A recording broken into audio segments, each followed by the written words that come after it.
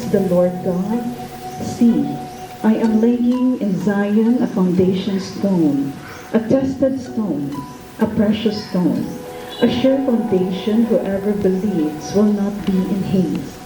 I will make justice the measuring line and righteousness the plumb line.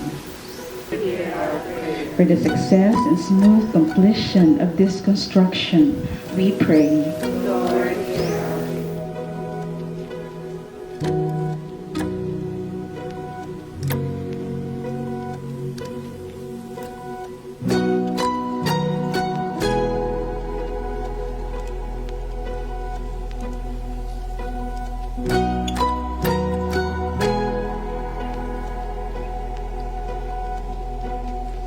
Actually, si was the one who brought us, nung dumating balik siya rito, tinawagan niya ako kaagad.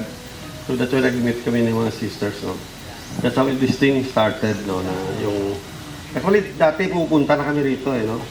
So, hindi lang naman natin na ng gusto, what we can really do here in this school, no.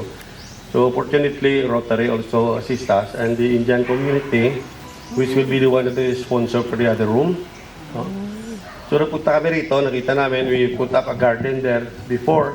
Now revive natin yung garden. Unfortunately, nagkabagyo, so nagkatumba mga kahoy nyo. So si Mama, kulit-kulit, tinawagan ako. Sabi, isirahin daw yung mga kahoy. So what we did, isirahin namin yung mga kahoy. Ang objective natin, of course, I don't want to forget the donor nito, no. Actually, si Myra, yung anak ko, kaibigan niya dun si Jean Cabalinan. Yung father niya si Puya at yung nanay si Nanette Cabalinan. Uy, dati taga dito sila sa Bacolod. We have a hardware here. Ang mga anak niya nagpunta sa States. They are very successful doon. May doktor, mayroon sila dentista, may architect, no? Saka may accountant. So they want to gusto rin nila tumulong dito sa ating community. So one of the program na present namin sa kanila is yung itong school building. Gusto nga na mapadala ng pera kagad. Ako wag muna. We'll start already the project by January. No? Tapos ang gusto, what we are trying to envision here in my part, no, dito, na sana maging self-sustaining itong school na ito. When it's self-sustaining, hindi na tayo dapat humingi sa labas. Hindi naman not asking na hindi tayo maghingi ng grant. No? Better na dito tayo mismo. We'll have our own sustainable technology here na ilalagay natin dito inside the school. You have a huge area, no? So one would be we'll try to make a pond here wherein you could grow fish, no? Para sa consumption. I wish na yung mga estudyante rito mabigyan natin ng lunch. I wish. No? I think we'll be able to attain that. Magkaroon tayo ng garden. I think we started the garden already. Unfortunately, hinabagyo pa rin. No? Maybe we could plant also cacao here. No, na later on, that is part of the long-term project natin. If you have maybe 500 cacao here, no, that will also generate an income of at least 150,000 a year.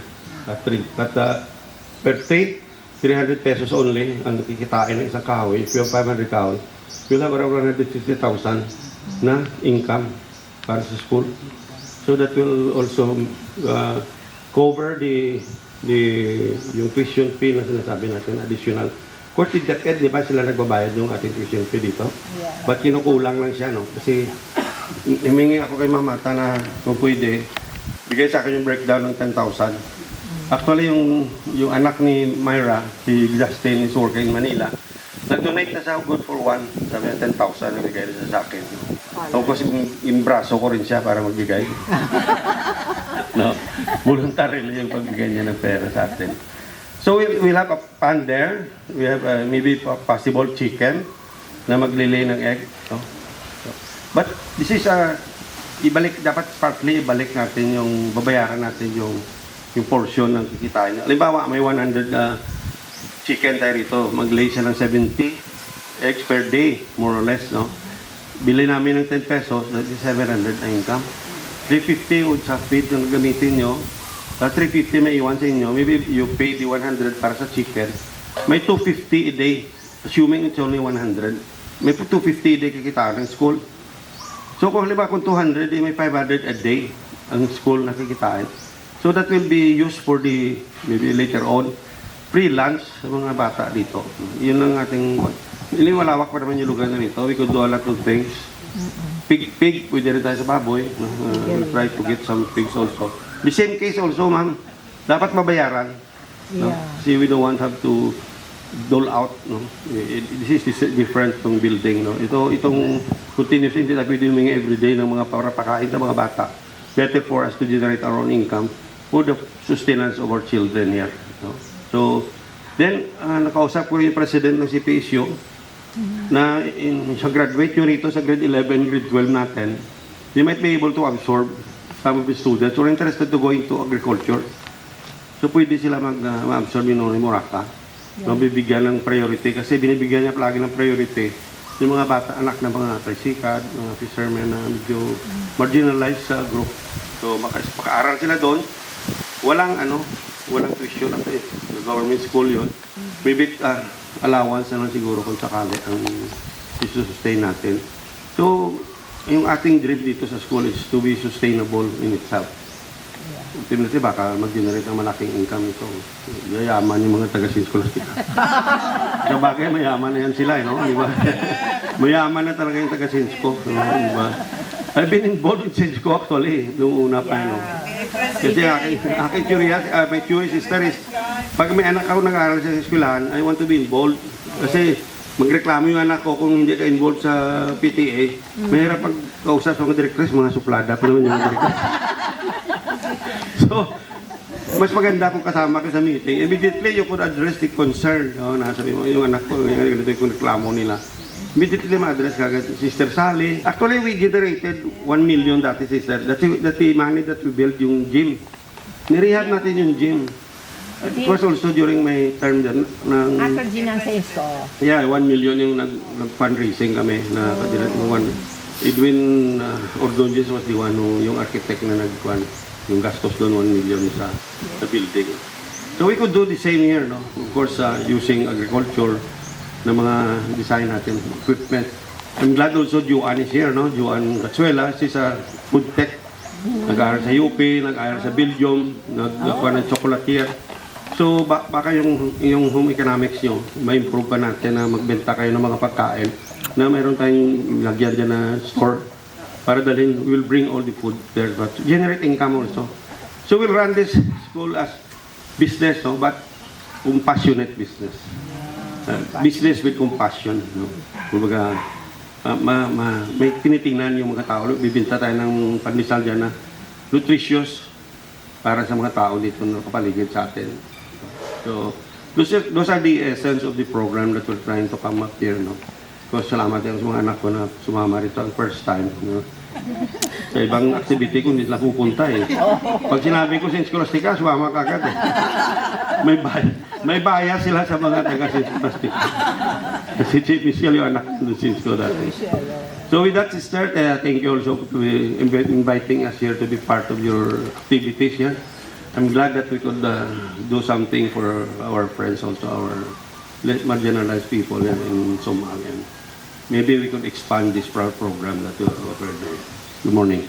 Good morning. Thank you.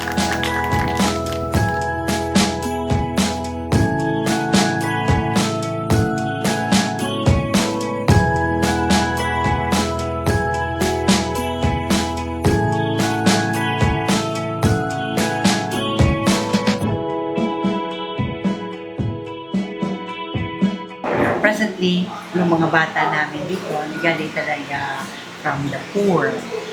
Pero yung iba, at least makaano na ng uplift na ng kanilang makabayad na sila ng pledges. Kasi dito, pledges lang kami dito. Wala kaming tuition fee.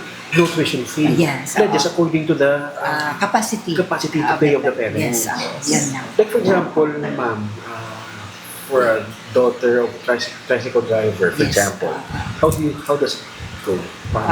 Kasi may minimum kami na pledges for 500. Pero nag-ano sila na pwede 200 A or month? 100 a month. Kaya we look for a sponsor. Okay. Para at least masustain yung education. When did it start? School started, sister? Diba, 64? 64 po, 64. But you see, it was really run by the German sisters. German sisters. Sister Gardis. So, they put up the school and then money from the sisters' provinces in Germany were given to the sisters. And the sisters put this up for this school. So there were many students then who were really subsidized by the German sisters. But the German sisters are not here anymore. And then when we had to take over as Filipinos, where we get the money. Yeah. One is we have many benefactors. And then, since the school is a PAC certified school, the students enjoy the subsidy given by the government. Yes. How much is that? 11,000 per student. Per student. Yes. The school started with how many students from the start? Kunti lang. Mga 100 plus. At present, At present, we are 285. wow, almost 300. That's from preschool? Grade 7 to grade 10. Grade 7? Junior high school. This is a junior high school. 7 to 10. Grade 7 to 10. Oo. We applied for senior high school and then senior high school track. Techbook, but the DepEd approved. But we had no building. Yes. That's why we are very, very fortunate. We have Mr. Oy, who offered us together with the family. Yes. Oo. The Rotary. The Rotary. So ever since pwede na mag-senior, but the only missing thing is the building. Yes. Facility. And then the track is Techbook. Techbook. Professional. Yes. Yes. Professional. Tech Pro na ngayon. Okay. Meaning after senior high school, they can go to college. College na. And they can also go into business work. But if they opt to go to college, yes, they can. But it is still all girls school. Yes, all Yes. girls. This is the only school for girls in Negros Remaining. Island. Yes. Oh. Ito na lang.